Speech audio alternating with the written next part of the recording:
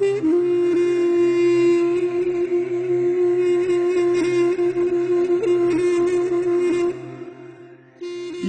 دما هیرودس پادشاه ده چاخ عیسی لبیت لحم جهوستان چه بو جروش هلات سترناس هاتن اورشلیم و پرسین که پادشاه جهویان ایکو چه بویا لکدره ما الروش هلات ستراوی دید و ام هاتن که ام بپرزن وی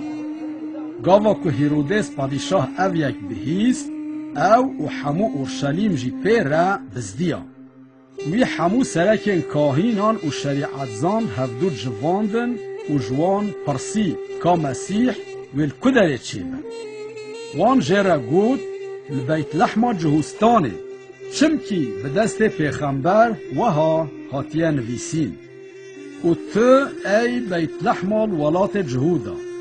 تو دناف سردار جهودا ده به تو آوایی نه یا هری کمی چمکی او سرداره کشوانتیا گل من اسرائیل بکه ویجتا درکه و درکتن آوی جدم بره جروجن به دست پیک وید لسر ویه که هیرودس به دزی گازی سترناسان کر و جوان قنش هین بو کستر کنگ خویا بویا ده پای ده وی او شاندن بیت لحم و جوان را گود هرن و قنش لزاروک بگرن گاوا کوه او دید هایا من پی بخن دا که از جی بیم و بپرزم وی پشتی کوان گهداریا پادشاه کر او کتن ریا خواه او ستیرا کل روشهلات دیته بون پیشی آوان چو حتی لسر جه کزاروک لیبو راوستان گاوا کوان جی ستیر دید شاهی کمازن دلگش بود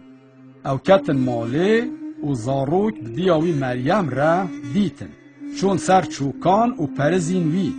صندوق خوایا خزینه وکرن و دیارین جزیر جوی شیرین و موره پیشکشی وی کرن پشتی که دخونه ده هاتن تنبیه کرن که ونگرن با هیرودس او دریه کدن را چون ولات خواه